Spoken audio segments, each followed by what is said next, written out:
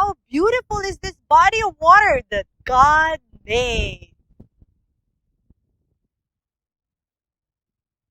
This is Koda. She's our pet. Isn't she cute and cuddly? Praise God for the giver of life. Hey, guess where I am today? I'm in the garden in church, and you could see plants of different shapes and sizes. Isn't God so creative? And today we also will learn about God's magnificent power in our surroundings. Hi kids! I have a question for you. Who created you? Who created your pet? What's that? That's right, it's God, our Almighty Father and Creator. For our Bible story for today, we will be talking about Psalm 104, and we will be talking about how God is our Creator. But before all of that, I want to know if you're up for a game. If you're excited, then I am too. So I want you to keep watching because I will be telling you the mechanics of our very simple game. Our game is called the alphabet of creation. Well, I'm sure you know about your ABCs, right? Basically, this is how the game works. First, your teacher or the person in your home will be the facilitator of this game. And guess who will be the players? That's right, it's going to be you. Every student will have his or her turn in this game. So make sure to give chances to others even if you know what the correct answer is. For this game, you need to name something that God has created. But there's a twist. When you name the thing, it has to start with the letter of the alphabet. Don't worry if you don't understand the mechanics that much because I will be explaining it more to you. So this is how it will start. So let's say, what's the first letter of the alphabet? Okay, that's right, it's letter A. You have to name something that God created that starts with a letter A. Once you're done with that, you move on to the next letter of the alphabet. What's the next letter to letter A? That's right, it's letter B. So you need to name something that God created that starts with the letter B. Is that clear? If you have any questions, you can ask the teacher who is teaching you or the person that accompanies you at home. So once you have thought of something that starts with those letters, you can either turn on your mic to say your answer or you can chat your answer in the chat box. Okay? So, I have another question. What's the last letter of the alphabet? Z. Okay? So, the game will continue until you reach letter Z. So, in the event that you can't think of anything, you're like, teacher, I'm so stressed, hindi ko na po maisip. That's okay. You can always say pass so another student can answer. But if everyone can think of an answer, you can always tell the teacher and you can skip the letter for that part. Enjoy the game!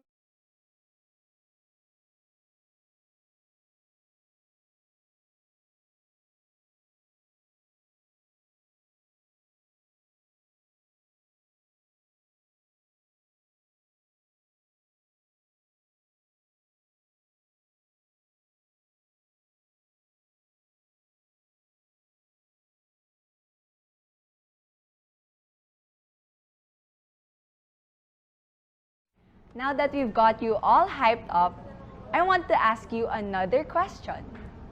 I want to ask if you are ready to hear about our Bible story.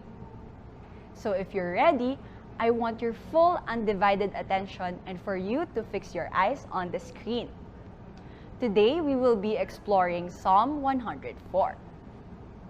A few thousand years ago, there lived a man who enjoyed all of God's creation. He looked at the trees, he looked at the world as a beautiful creation, and it reflected who the Creator is. One day, the man had the right idea. He thought of writing a song of praise about everything he saw and enjoyed. He wrote about the trees and everything. But he did not praise the trees. He did not praise the plants. He praised the Creator. Do you know who the Creator is? It's God, our Almighty Father and Creator. He is the Creator of heaven and earth. He is my Creator, and He is your Creator too. In the first few verses, the psalmist does not talk about creation yet. What the psalmist first does is that he praises God. So he said that God is very great and that he is like clothed in light. After he praises God, the psalmist then talks about everything that he enjoyed seeing. First, he talks about how the springs pour into the ravines. Do you know what the psalmist is talking about here? He is talking about the sources of fresh water, and those freshwater sources are enjoyed by wild animals such as wild donkeys. In the next few verses, the psalmist talks about how God provides our food. Do you see what's on your screen? It's grass. Can you give me 2 examples of animals that eat grass? Great job, kids. But it's not those animals that enjoy the food. We also enjoy the food. And the best part is, God provides and allows those food to grow on earth for free. This time, another picture is flashed on your screen. What do you see on your screen? Yes, that's a nest. Now, do you know what animal builds nest for their children? It's the birds. And they build the nests on the trees, right? So in the next few verses, there are 2 types of trees mentioned. The first is the cedar tree of Lebanon. It says there that the tree has a lot of water stored in it. And the second is the fir tree. The fir tree is a home for a type of bird called the stork. If you're not familiar with the stork, it's a bird with a really long beak. Hello, are you still there, kids? I'm enjoying this story so far and I hope you are too. Don't worry, we only have a few verses to go. Let's jump to verse 18. In verse 18, we learn about the mountains and the animals that live in them. Kids, can you give me 2 examples of animals that live in the mountain? Good job! This time, we move on to verse 21. And on your screens, there is another animal flashed. Are you familiar with him? It's Mufasa. What kind of animal is Mufasa? Correct, he is a lion. In verse 21, the psalmist talks about lions like Mufasa. It says there that at night, they look to God for food, so that's when they hunt. And in the morning, that's when they go back to their dens to rest. Last 2 verses, kids. Let's jump to verse 19. Verse 19, the psalmist talks about the sun, the moon, and the stars. The sun is our indicator that it's morning time, and the moon marks the seasons. They all light up our world, right? Can you imagine a life without the sun, moon, and stars? There would be total darkness. And also, do you know how important they are? They help our plants grow, and without the plants, we wouldn't have oxygen to breathe.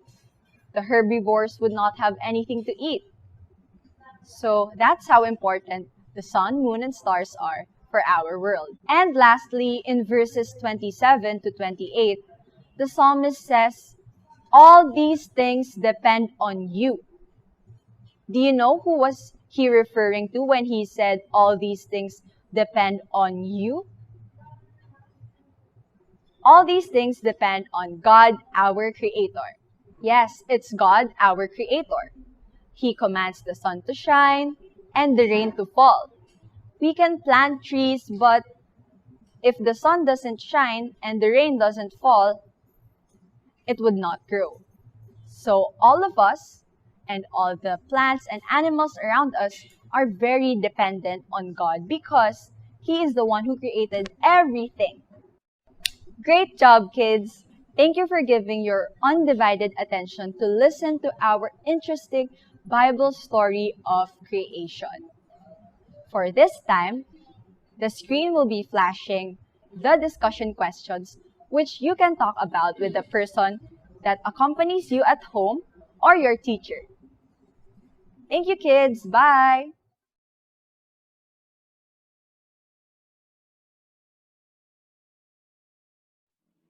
God gave us so many beautiful things that He created and designed for a purpose and for us to enjoy. And now, let's have our memory verse to remind us about our lesson. Psalm 104, verse 24. How many are your works, O Lord? In wisdom, you made them all. The earth is full of your creatures. Let's do that one more time.